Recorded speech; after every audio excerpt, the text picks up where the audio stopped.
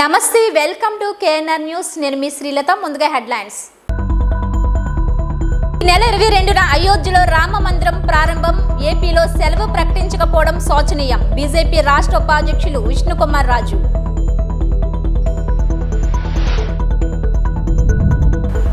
స్వచ్ఛ తీర్థలో భాగంగా శ్రీకాళహస్తిలో దేవాలయాల్లో శుద్ధి కార్యక్రమం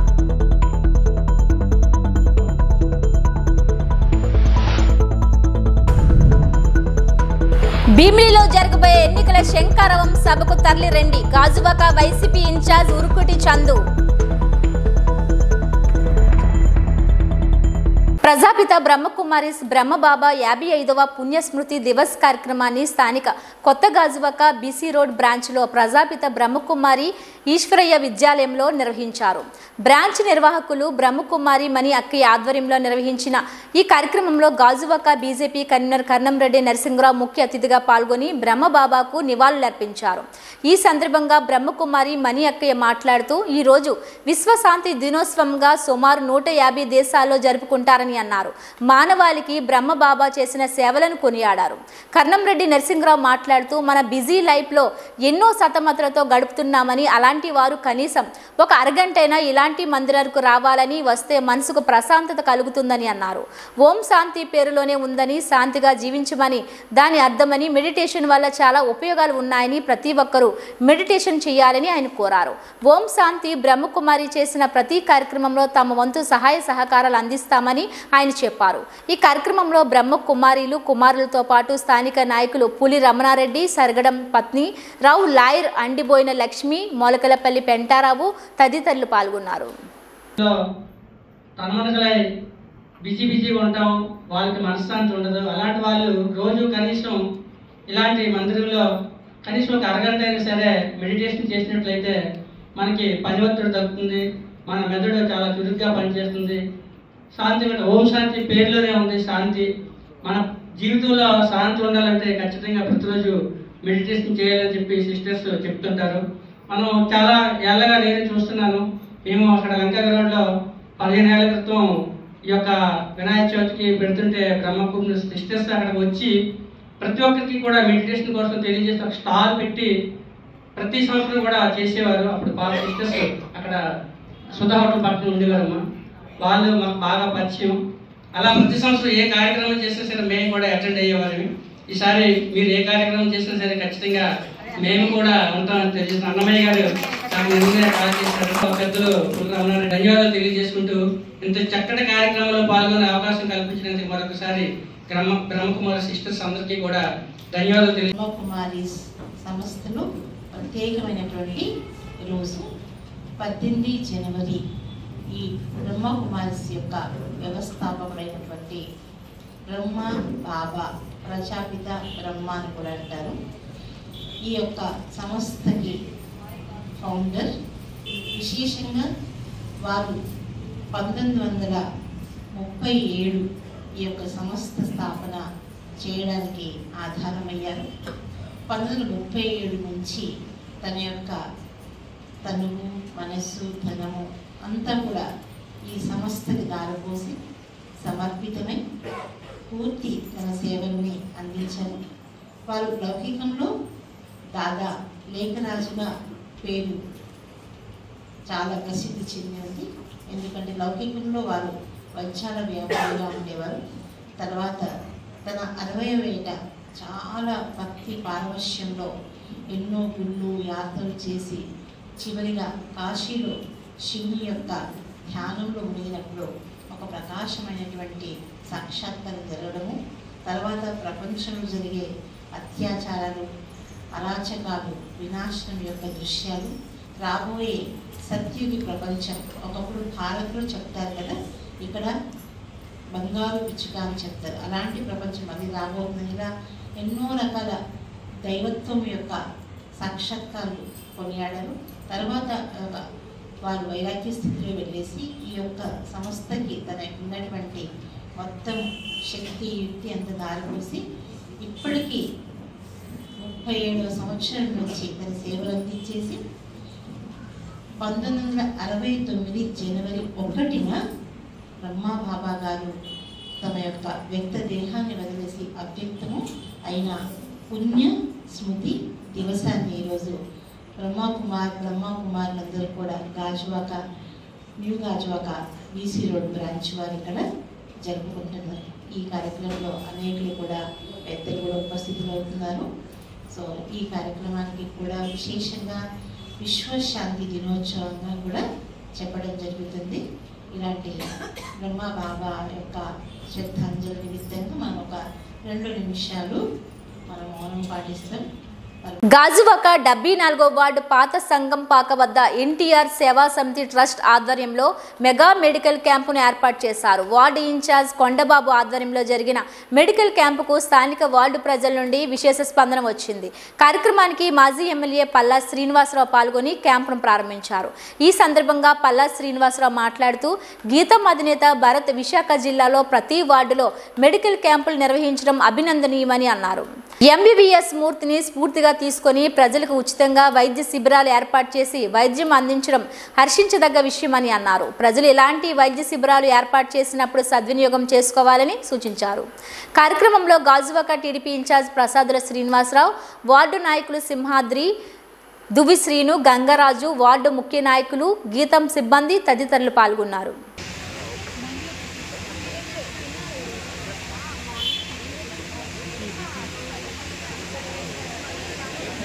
మేము ఈ మెడికల్ క్యాంప్ చేస్తున్నామండి. ఈ మెడికల్ క్యాంప్ సంబంధించి అన్ని డిపార్ట్మెంట్ అంటే అటు ఆర్థోపెడిక్స్ కావచ్చు, దుమ్ములకు సంబంధించినటువంటి డాక్టర్ కావచ్చు, కళ్ళకు సంబంధించినటువంటి ఆప్థమాలజీ కావచ్చు, గైనకాలజీ కావచ్చు, అంటే ఈ లేడీస్ సంబంధించి, అలాగే ప్రెగ్నెంట్ లేడీకి సంబంధించి ఇంకా అన్ని సెక్షన్స్ కూడా వారిని ఇక్కడ డాక్టర్స్ అందరిని తీసుకొచ్చి సుమారు 3 లక్షల వరకు కూడా ఎవరికైనా సరే ఖర్చులైనా సరే అవి భరించడానికి మెడికల్ కాలేజ్ వాళ్ళు గీతం మెడికల్ కాలేజ్ భరించడానికి ఈ ఉచిత మెడికల్ క్యాంపు పెట్టడం జరిగిందండి. కనుక దీన్ని ప్రజలందరూ కూడా వచ్చి సద్వినియోగం చేసుకోమని చెప్పి నేను మీ ద్వారా తెలియజేస్తున్నాను. ఎవరికైనా సర్జరీ అవసరమైనా, ఎవరికైనా స్కానింగ్ అవసరమైనా ఇవన్నీ కూడా ఇక్కడ ఇనీషియల్గా ట్రీట్మెంట్ అందించి ఒకళ్ళు ట్యాబ్లెట్లతో తగ్గిపోతుందంటే ట్యాబ్లెట్ ఇస్తున్నారు, ట్యాబ్లెట్లతో కాదు సర్జరీ అవసరం పడుతుందంటే అక్కడ మెడికల్ కాలేజ్కి రిఫర్ చేస్తున్నారు. ఎవరైతే మెడికల్ కాలేజ్కి రిఫర్ చేశారో వాళ్ళ కోసం గీతం మెడికల్ కాలేజ్ నుంచి బస్సు వచ్చి బస్సులో వాళ్ళని తీసుకొని రేపు మార్నింగ్, రేపు తెల్లవారు అంటే మెడికల్ క్యాంప్ అయిన మరుసటి రోజు ఏదైతే హాస్పిటల్కి రిఫర్ చేస్తారో వాళ్ళకి బస్సు పెట్టి తీసుకువెళ్ళి అక్కడ మధ్యాహ్నం భోజనం పెట్టి ఒకవేళ ఏమైనా జాయినింగ్ ఉంటే జాయినింగ్ చేయించడం, లేదు పర్లేదు స్కాన్ చేసి పంపించవచ్చు అంటే మళ్ళీ తిరిగి అదే బస్సులో ఇక్కడ దింపడం జరుగుతుంది. సో ఇది చాలా అద్భుతంగా గీతం మెడికల్ కాలేజ్ వాళ్ళు చేస్తున్నారు భరత్ గారు ఆధ్వర్యంలో. కనుక దీనికి ప్రజానికం అంతా కూడా సద్వినియోగం చేసుకోమని చెప్పి తెలియజేస్తున్నారు. అలాగే ముసలివారు చాలామందికి ఆర్థికంగా ఖర్చు పెట్టేటువంటి వాళ్ళు ఉన్నారు, వాళ్ళందరూ కూడా ఈ సద్వినియోగం చేసుకోమని చెప్పేసి తెలియజేస్తున్నాను. మీ ఇంట్లో మంచి జరిగితేనే వైసీపీ పార్టీకి ఓటు వేయండి అని అడిగే దమ్ము ఉన్న ముఖ్యమంత్రి సీఎం జగన్మోహన్ రెడ్డి అని గాజువాక వైసీపీ ఇన్ఛార్జ్ ఉరుకిటి రామచంద్రరావు అన్నారు. ఈ నెల 25న భీమిలిలో జరగబోయే ఎన్నికల శంఖారావం సభకు తరలి రావాలని జీవీఎంసీ 76వ వార్డు నడుపూరు గ్రామంలో వార్డు వైసీపీ అధ్యక్షుడు దొడ్డి రమణ ఆధ్వర్యంలో ముఖ్య నాయకులు కార్యకర్తల సమావేశం జరిగింది. ఈ సమావేశానికి ముఖ్య అతిథిగా పాల్గొన్న గాజువాక వైసీపీ ఇన్ఛార్జ్ ఉరుకుటి రామచంద్రరావు మాట్లాడుతూ జనవరి 25వ తేదీన భీమిలిలో ఎన్నికల శంఖారావం సభను విజయవంతం చేయవలసిందిగా కార్యకర్తలు, పార్టీ అభిమానులు, వాలంటీర్లను, గృహ సారథులకు పిలుపునిచ్చారు. జరగబోయే ఎన్నికల్లో వైసీపీకి 175 సీట్లు గెలిపించి మరలా జగన్మోహన్ రెడ్డిని సీఎంగా గెలిపించాలని ప్రజలను అభ్యర్థించారు. దళితుల పట్ల తనకున్న ప్రేమను తెలియజేయడానికి భారీ అంబేద్కర్ విగ్రహాన్ని ఏర్పాటు చేశారు అన్నారు. గడిచిన 4 సంవత్సరాల్లో ప్రజలకు ఎంతో మేలు చేసిన జగన్మోహన్ రెడ్డికి ప్రత్యేక కృతజ్ఞతలు తెలిపారు. ఈ కార్యక్రమంలో బీసీ కార్పొరేషన్ డైరెక్టర్ పరంకోసం ప్రమీల, నరసింహమూర్తి, కులుకూరి మంగరాజు, మంత్రి శంకర్ నారాయణ తదితరులు పాల్గొన్నారు. మనం ఇంకా త్వరలోనే వార్డు స్థాయి సమావేశం ఏర్పరిచి నన్ను ఇన్ఛార్జిగా నియమించిన సందర్భంలో ఒక సమావేశం నిర్వహిస్తామని చెప్పి దొడ్డి రామ గారు చెప్పడం జరిగింది.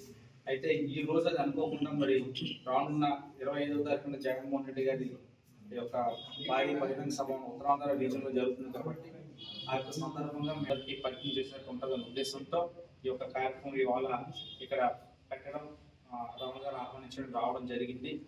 కాబట్టి మన భవిష్యత్తులో ముందుగా నన్ను ఇన్ఛార్జిగా నియమించిన సందర్భంగా జగన్మోహన్ రెడ్డి గారి, కపిల్ సుబ్బారెడ్డి గారి కృతజ్ఞతలు తెలియజేసుకుంటున్నాను. అలాగే కోరుకుంటూ 25వ తారీఖున జగన్మోహన్ రెడ్డి గారు ఎన్నికల శంకరారావుని పూరించడం మన ఉత్తరాంధ్ర నుంచే ముందుగా 5 రీజియన్లలో భారీ బహిరంగ సభ ప్లాన్ చేస్తున్నారు. మన ఉత్తరాంధ్ర రీజియన్కి సంబంధించి 3 ఉత్తరాంధ్ర జిల్లాలు శ్రీకాకుళం, విజయనగరం, విశాఖపట్నం కాకుండా కొత్తగా ఏర్పడిన జిల్లాలు అల్లూరి జిల్లా, మన్యం జిల్లా, ఇవన్నీ జిల్లాలు కలుపుకొని 34 నియోజకవర్గాలకు సంబంధించి భీమిలి నియోజకవర్గం మధురవాడ దగ్గర ఉన్న హైవే పక్కన ఉన్న ఒక ఖాళీ భారీ మైదానంలో ఈ యొక్క సమావేశం నిర్వహణకి ఏర్పాట్లు చేస్తున్నారు. మొట్టమొదటి సమావేశం ఎన్నికల సమావేశం కాబట్టి మనందరం కూడా భారీ స్థాయిలో మరి వెళ్లాల్సిన అవసరం ఎంతైనా ఉంది. నిన్ననే పెద్దలు సుబ్బారెడ్డి గారు, బొత్స సత్యనారాయణ గారు, అలాగే ఉత్తరాంధ్ర జిల్లాల మంత్రులు అందరూ కూడా మంత్రి అమర్నాథ్ గారు, శ్రీధర్ అప్పలరాజు గారు, ధర్మాన ప్రసాద్ గారు, వీళ్ళందరూ కూడా నిన్న ఆ యొక్క సమావేశానికి ఇచ్చేయడం, ఈ యొక్క కార్యక్రమం తాలూకా దాని మీద ఒక దిశానిర్దేశం చేయడం జరిగింది. 25వ తారీఖున మధ్యాహ్నం మనకి ఉదయం పెడదామా, మధ్యాహ్నం పెడదామా, ఏ టైంలో పెడదాం, ఎలాగ ఏంటి ఏర్పాట్లు అన్ని డిస్కషన్ జరిగింది. పెద్దలందరూ కూడా ఎక్కువ మంది మెజార్టీగా మధ్యాహ్నం అయితే బాగుంటుంది. ఎందుకంటే దూర ప్రాంతాల నుంచి మరి శ్రీకాకుళం, అనకాపల్లి జిల్లా వైఎస్ఆర్సీపీ నాయకుల విస్తృత స్థాయి సమావేశం ఏర్పాటు. అనకాపల్లి జిల్లా నర్సీపట్నం నియోజకవర్గం నర్సీపట్నం మున్సిపాలిటీలో ఎమ్మెల్యే పెట్ల ఉమాశంకర్ గణేష్ ఇంటి వద్ద నియోజకవర్గంలో ఉండే నాయకులు అందరికీ సమావేశం ఏర్పాటు చేయడం జరిగింది. ఈ సందర్భంగా ఆయన మాట్లాడుతూ ఈ నెల 25న వైజాగ్లో జరగబోయే వైఎస్ఆర్సీపీ విస్తృత స్థాయి సమావేశానికి హాజరు కావాలని మండల నాయకులు అందరికీ చెప్పడం జరిగింది.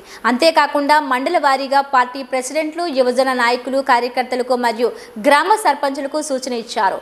గత ప్రభుత్వంలో జరిగే అబద్ధపు హామీలను ప్రజలకు వివరించాలని అన్నారు. అంతేకాకుండా ప్రజా సాధికారత యాత్రకు విశేష స్పందన వచ్చిందని, ఈ సంకేతం తర్వాత రాబోయే ఎన్నికల్లో మనకు గెలుపుకు తథ్యమని ముందుగా విజయ సూచనలు కనిపించాయని అన్నారు. జగన్మోహన్ రెడ్డి చేసే మంచి కార్యక్రమాలను ప్రజలకు బాగా అర్థమయ్యేలాగా చెప్పి గత ప్రభుత్వానికి ఇప్పుడు మన ప్రభుత్వానికి వ్యత్యాసం వివరించాలని అన్నారు. రాబోయే 2024 ఎన్నికల్లో నర్సీపట్నం నియోజకవర్గంకి వైఎస్ఆర్సీపీ జెండా ఎగరవేయాలని పార్టీ కార్యకర్తలకు సూచనలు ఇచ్చారు. ఈ కార్యక్రమంలో కార్యకర్తలు, మండల నాయకులు అధిక సంఖ్యలో పాల్గొన్నారు. మీ అందరినీ కూడా కోరుకుంటూ మరి ఎప్పటికప్పుడు ఏదైతే మన ప్రతి మండలానికి ఇన్ఛార్జీలు చేసామో వారు ఎప్పటికప్పుడు అక్కడ ఉన్న పార్టీ అధ్యక్షులతో, పార్టీ మన ఎంపీటీసీలు, ఎంపీపీలు, జడ్పీటీసీలతో ఎప్పుడప్పుడు కోఆర్డినేట్ చేసుకోండి సార్. దయచేసి మరి ఒకసారి మీరు 5 ఒకసారి నిల్చోండి సార్. ఒకసారి శేఖర్ గౌతమ్, 3 సతీష్ గారు, 5 ఉన్నారు. అలాగే పార్టీ ప్రెసిడెంట్లు సార్, మీ అందరూ కూడా చాలా కీలకంగా గణించి మీరు మీ మండలంలో ఉన్న ముందు ఎంపీపీలు, జడ్పీటీసీలు, వైస్ ఎంపీపీలు, మండల నాయకులతో ముఖ్యంగా కోఆర్డినేట్ చేసుకుంటూ మీకు ఏదైతే మన బూత్ వైజ్ ఇన్ఛార్జ్ ఇచ్చామో వాళ్ళని ఎప్పటికప్పుడు రోజు కూడా వాళ్ళతో మాట్లాడి అక్కడ ఉన్న కార్యక్రమం ఏ విధంగా చేయాలి దాని మీద ఈ 2 నెలల పాటు దయచేసి మీ అందరూ కూడా ప్రెసిడెంట్గా తీసుకోవడం ప్రాబ్లం అండి. దయచేసి మీ అందరూ కూడా ఎప్పటికప్పుడు నాకు తెలిసి ఇప్పటికే నా ద్వారా మీటింగ్ పెట్టాను. నేను గొల్లుగొండ అయింది సార్ మీటింగ్, గొల్లుగొండ అవ్వలేదు, మాగర్పల్లి అయిందండి, మాగర్పల్లి అయింది. నర్సిపట్నం వారు ఈరోజు పెట్టారా, మున్సిపాలిటీ అయిపోయింది. అయితే గొల్లుగొండ, నర్సిపట్నం వారు కనుక అవి కూడా కంప్లీట్ చేయండి. ఇక్కడ నుంచి కంటిన్యూగా మీరు మీటింగ్లు ఎప్పటికప్పుడు పెట్టండి సార్. ఎప్పటికప్పుడు మీరు ఫోన్ చేసి చేయడం. ఇంకోటి ఏంటంటే ఇక్కడ ఉన్న పార్టీ నాయకులందరినీ కూడా రిక్వెస్ట్ ఏంటంటే ముఖ్యంగా ఈరోజు నర్సీపట్నం నియోజకవర్గం సంబంధించి పార్టీ ముఖ్య నాయకులతో సమావేశం ఏర్పాటు చేయడం జరిగింది. దాని తాలూకు ఉద్దేశం ఏంటంటే గౌరవ ముఖ్యమంత్రి గారు శ్రీ వైఎస్ రెడ్డి గారు రాష్ట్ర వ్యాప్తంగా 5 ప్రాంతాల్లో మరి కార్యకర్తలతో సమావేశం ఏర్పాటు చేయాలి, క్యాడర్తో సమావేశం ఏర్పాటు చేయాలని చెప్పి నిర్ణయం తీసుకున్నారు.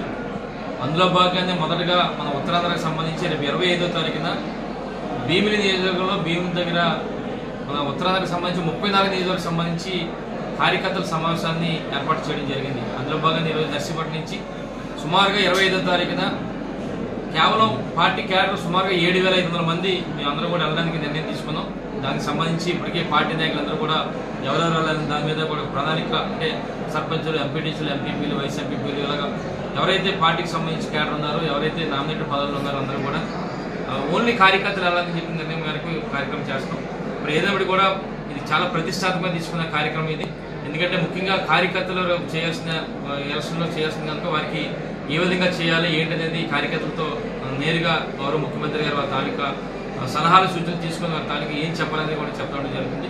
అది ఏదైతే మొన్న చూసాం మనం నర్సిపట్నం నియోజకవర్గానికి సంబంధించి మరి బస్సు యాత్ర, సామాజిక సాధికారిక బస్సు యాత్ర మరి ఎంతో విజయవంతం అవడం జరిగింది. ఎందుకంటే మనం అనుకున్న దానికంటే ఇంకెక్కువ మంది క్యాడర్ రావడం. అంటే ఈరోజు చూస్తే ఎందుకు వస్తున్నారంటే అంతమంది ఈరోజు ఎక్కడ కూడా పార్టీలు అనేది చూడకుండా, రాజకీయాలు చూడకుండా ప్రతి ఒక్కరికి కూడా అర్హులైన ప్రతి ఒక్కరు కూడా గౌరవ ముఖ్యమంత్రి గారు ఈ 4.5 సంవత్సరాల కాలంలో అందరూ కూడా అర్హులైన ప్రతి ఒక్కరు కూడా సంక్షేమ పథకాలు అందిస్తున్న సంగతి చూసాం. నిజంగా ఈరోజు చూస్తే ఎక్కువగా మహిళలందరూ కూడా 100% మహిళలందరూ కూడా పార్టీలతో సంబంధం లేకుండా ప్రతి ఒక్కరు కూడా జగన్మోహన్ గారి నాయకత్వాన్ని కోరుకుంటారు. ఎందుకంటే పార్టీలు వేరే పార్టీ అయినప్పుడు కూడా వారికి 2 పథకాలు 3 పథకాలు ఇస్తారంటే అందరూ కూడా జగన్మోహన్ గారి నాయకత్వాన్ని ప్రజలందరూ కోరుకుంటున్నారు. రేపు రాబోయేది కూడా ముఖ్యమంత్రిగా జగన్మోహన్ గారు ఉండాలని చెప్పి ప్రతి ఒక్కరు కూడా కోరుకోవడం జరుగుతుంది. అందులో భాగంగా ఇంకా మరొక 2 నెలల్లోనే ఎన్నికలు ఉన్నాయి కనుక మరి ఇప్పటి నుంచి కూడా మరి ఏదైతే మనం గ్రామాల్లో అభివృద్ధి చేసామో, ఏదైతే సంక్షేమ పథకాల ద్వారా ప్రజలకి చేరవయ్యామో అవన్నీ కూడా నేను వివరిస్తూ త్వరలోనే మరి డోర్ డోర్ కార్యక్రమం కూడా మరి ప్రతి నియోజకవర్గంలో ప్రతి ఇంటి కూడా వెళ్ళి కార్యక్రమం చేస్తాం కనుక దయచేసి ఇక్కడ ఇప్పుడే మన పార్టీ నాయకులంతా చెప్పాం, ఈ 2 నెలల పాటు మరలా మన అధికారంలో రావాలి. మరలా ఏదైతే సంక్షేమ పథకాలు ఈరోజు అందించామో అంతకంటే మరింతగా అందించాలంటే మరలా జగన్మోహన్ గారిని ముఖ్యమంత్రి చేసుకోవాలి కనుక ప్రజలందరూ కూడా మనందరం ప్రజల దగ్గరికి వెళ్ళాలని చెప్పి మరొకసారి నిర్ణయం తీసుకొని మరి అయోధ్యలో రామ మందిరం ప్రారంభోత్సవానికి అన్ని రాష్ట్రాలు సెలవులు ప్రకటించారు. కానీ ఆంధ్రప్రదేశ్ మాత్రం ప్రకటించకపోవడం శోచనీయమని బీజేపీ రాష్ట్ర ఉపాధ్యక్షులు మాజీ ఎమ్మెల్యే విష్ణుకుమార్ రాజు అన్నారు.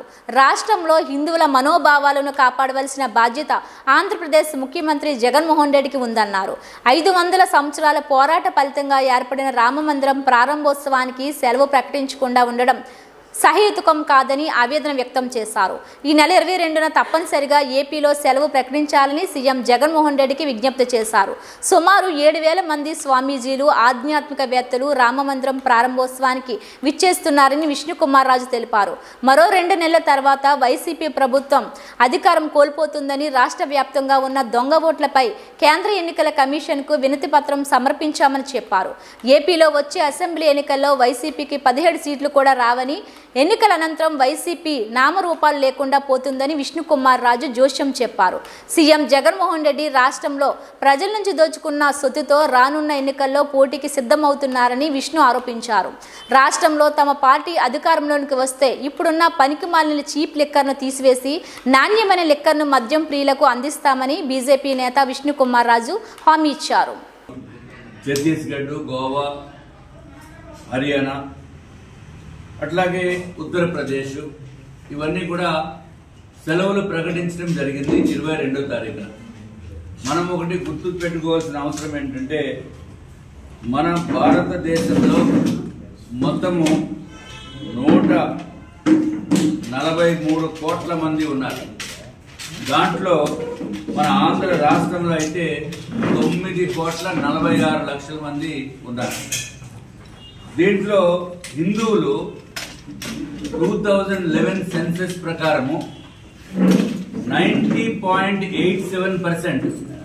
జగన్మోహన్ రెడ్డి గారు ఒకసారి గుర్తుంచుకోండి, 90.87% హిందువులు ఉన్నారు. ముస్లింస్ 7.32% ఉన్నారు. క్రిస్టియన్స్ 1.38% ఉన్నారు.